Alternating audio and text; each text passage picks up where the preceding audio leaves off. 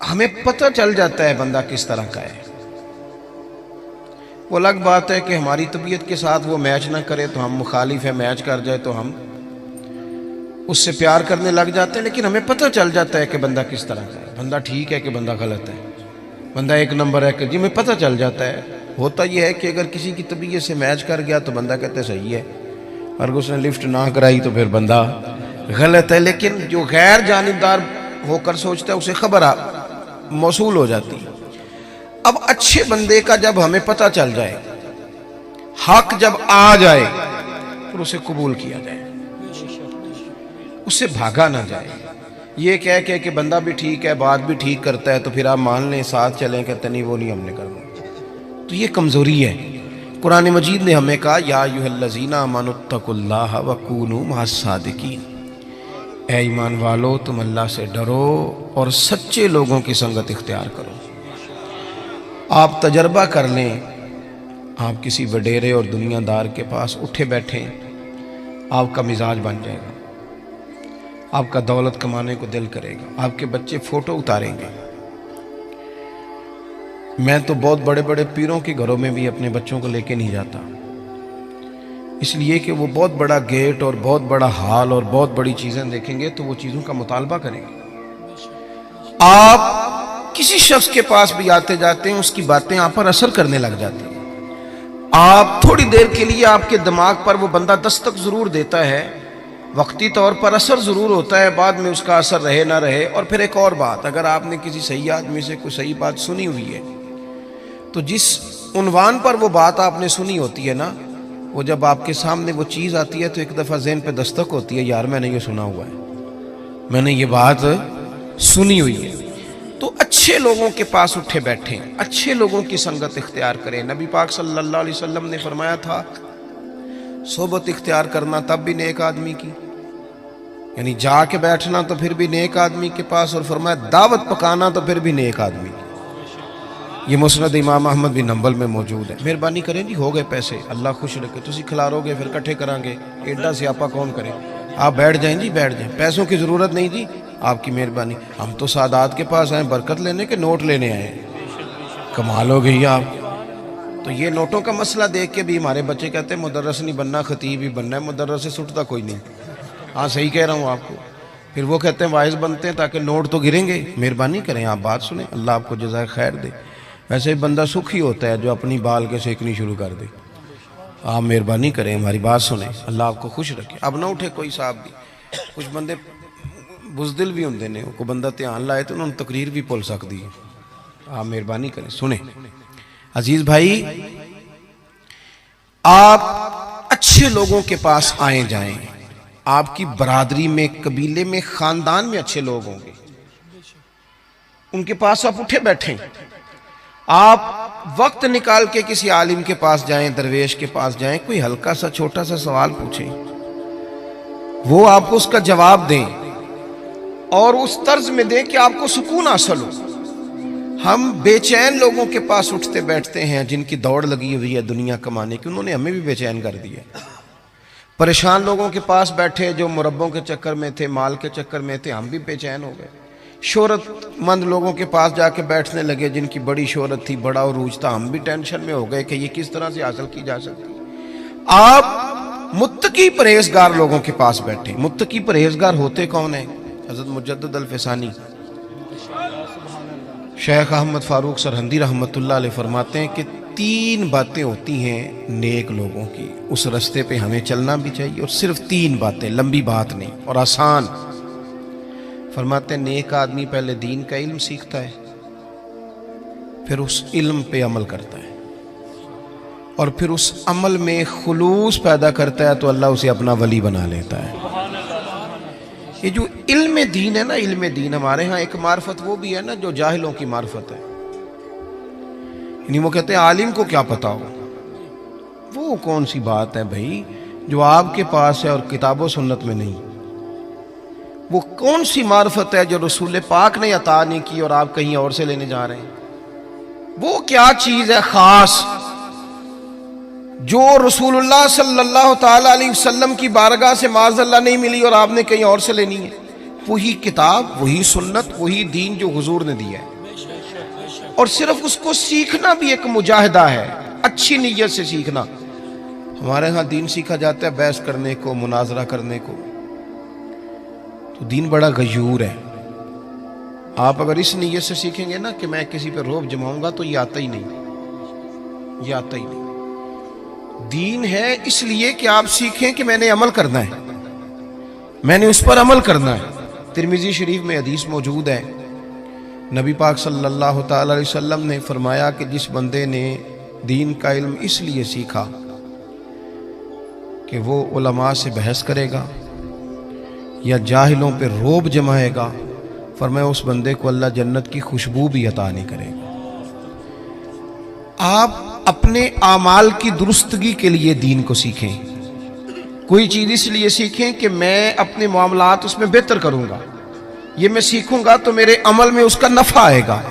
اللہ آپ کو مہنگے مہنگے موبائل دے، پر مہربانی کریں تھوڑی دیر بند کر کے میری بات سنیں۔ عزیزو، آپ خوبصورت کر کے دین، صحابہ کرام نے حضور سے دین لیا تو پھر اس پر عمل کیا، انہوں نے جو بات رسول کریم نے انہیں بتائی اس پر انہوں نے پورے طور عمل کیا اور پابندی کی انہوں نے۔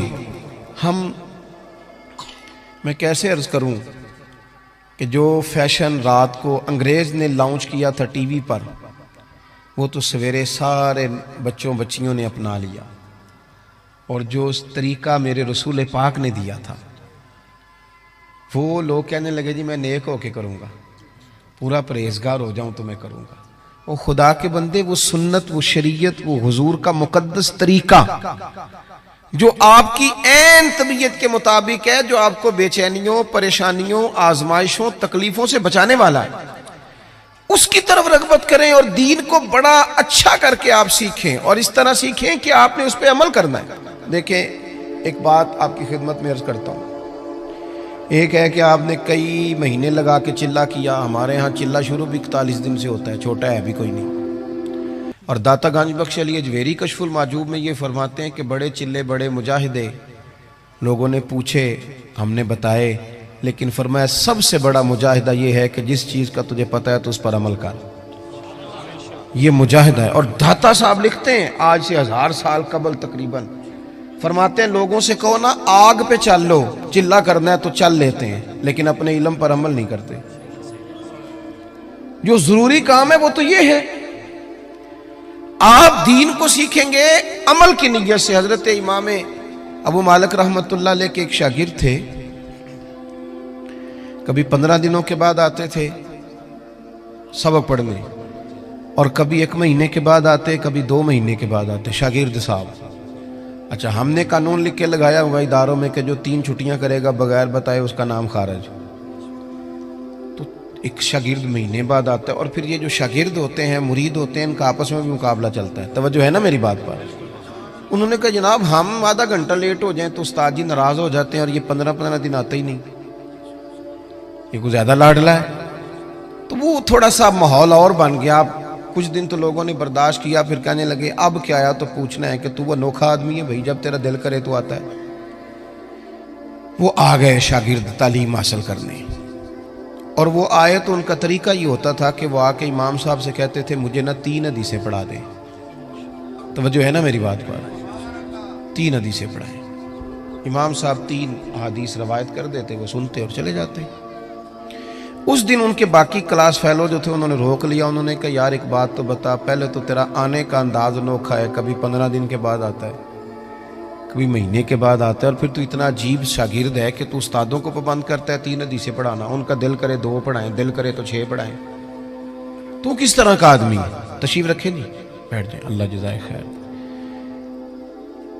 تو پہلے تو آ وقت پہ، اور پھر تو اتنا عجیب ہے کہ تو استاد کو پابند کرتا ہے۔ تو وہ کوئی صاحب دل آدمی تھا، وہ کہنے لگا یارو تم نے جلدی کی، اعتراض کرنے میں جلدی کی، اور کچھ تو مجبوریاں رہی ہوں گی، یوں ہی کوئی بے وفا نہیں ہوتا، تم نے جلدی کی، ذرا پوچھ تو لیتے اصل بات کیا تھی، مدعا تو پوچھتے، کہا بتاؤ۔ وہ کہنے لگا میں اپنے استاد سے 3 باتیں سیکھتا ہوں، جب تک ان پر عمل نہیں کر لیتا اتنی دیر واپس نہیں آتا، اس لیے کہ میں میں نے کوئی اس لیے تھوڑی سیکھا ہے کہ میں اس سے واہ واہ کراؤں گا اور میں اس سے مناظرہ کروں گا اور میں جاہلوں کو کہوں گا تمہیں کیا پتا. میں نے تو اپنی تربیت کے لیے دین لینا ہے, اپنی تربیت کے لیے. میں جلسوں پہ جاتا ہوں تو بہت سارے لوگ شکوہ کرتے ہیں, کہتے ہیں آپ 20 منٹ تقریر کرتے ہیں, 1.25 گھنٹہ کریں. تو میں کہتا ہوں پچھلے سال والی 20 منٹ والی سنا لو نا, تو اگلی اور سن لو. یہ تو ہمیں صدیاں ہو گئیں 2 گھنٹے خطاب سنتے ہوئے, اس سے لیا کیا ہم نے؟ کتنا انقلاب آیا دنیا میں. عمل کب ہونا ہے؟ ہم تو قائل ہو گئے ہیں صرف بڑے جلسے کے. عزیز عمل کریں, عمل حسن ہوتا ہے. دنیا آپ کی تقریر نہیں سنتی, دنیا آپ کا عمل پوچھتی ہے. عالمی سطح پر لوگ, ہم اس ملک میں رہتے ہیں جس ملک میں کبھی زلزلہ اور سیلاب آ جائے تو باہر کی حکومتیں تعاون کرنا چاہیں تو وہ کہتی ہیں حکومت کو نہیں دینے پیسے, ڈائریکٹ جا کے دینے. یہ ان کی توہین نہیں, یہ ملک کی توہین ہے. کدھر ہیں اتنے پیر جو لوگوں کو ٹھیک کر رہے ہیں؟ اتنی آستانے, گدیاں, مولوی, صوفی, درویش, جلسے, جلوس, محفلیں, کیا انقلاب کیا ہے؟ جب تک آپ عمل کا رستہ, عظمت کردار حسن ہوتا ہے, لوگ آپ کے اٹھنے بیٹھنے سے سیکھتے ہیں. آپ بالکل نہ مانیں کہ ہمارا ایم این اے سے کیا تعلق ہے, پر وہ آپ کا نمائندہ ہے, آپ کو وہ کمان کر رہا ہے دنیا کے سامنے. تو عزیز بھائی, دین کو سیکھیں عمل کرنے کے لیے. عمل جب آپ کرتے ہیں تو پھر آپ کو بھی قرار نصیب ہوتا ہے. اور اعلیٰ حضرت بریلوی رحمۃ اللہ علیہ ایک مقام پہ یہ بھی فرماتے ہیں کہ عمل کرنے والا سکون میں ہوتا ہے, بے عمل بندہ بے چین ہوتا ہے. جو کسی شے پہ عمل کر لیتا ہے نا, اسے ٹھنڈک ہو جاتی ہے. اور جو بے عمل ہوتا ہے, اب وہ چھپتا ہے, وہ کہتا ہے کہ مطلب اب میں کیسے نکلوں, یہ تو عمل کرنے کی جگہ آ گئی. تو ایک تو عمل کے لیے. دوسری بات یہ کہ علم سیکھنا ہے اور اس پر عمل کرنا ہے. اور تیسری بات حضرت مجدد صاحب فرماتے ہیں کہ اس میں خلوص پیدا کرنا ہے, للہیت. آپ اگر زندگی میں بندے راضی کرنے کے لیے نکلیں گے تو سوال ہی پیدا نہیں ہوتا آپ خوش ہو سکیں لوگ آپ سے. کیوں کہ مولا علی شیر خدا کرم اللہ تعالی وجہ الکریم فرماتے ہیں میں نے لوگوں کو اس طرح پایا ہے جس طرح نفس کی شرارتیں ہوتی ہیں. ادھر سے لوگوں کو گھیر کے لاؤ بھیڑوں کو, ادھر والی کو تو ادھر والی نکل جاتی, اور ادھر والی بھیڑوں کو گھیر کے لاؤ تو ادھر والی. آپ کتنا کو راضی کریں گے؟ آپ کی طبیعت میں جب اخلاص آتا ہے, جب آپ کو تنہائی کی عبادت بھی مزہ دینے لگ جاتے ہیں. امام باقر سے کسی نے کہا تھا نا حضور نیک کون ہوتا ہے؟ تو فرمایا جو اکیلے میں نیک ہو.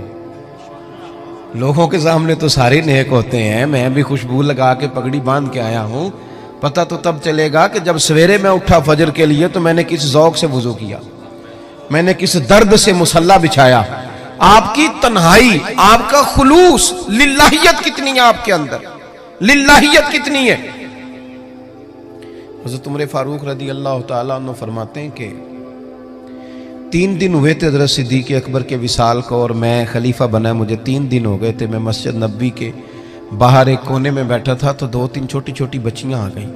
مطلب سوال ہی نہیں پیدا ہوتا, میں خطیب ہوں مسجد کا, تو کوئی بندہ مجھے کہے کہ جناب مولوی صاحب یہ ذرا چارے والی گٹھڑی ہے تو میرے سر پہ رکھا دو. اس کی جرت ہے وہ کہے پتہ نہیں میں پیر صاحب ہوں, اتنی طاقت تیری, تو نے مجھے ہی کہہ دی ہے. طاقت ہے کسی کی کہ وہ کہہ سکے جناب حضرت ذرا نیچے اتریے.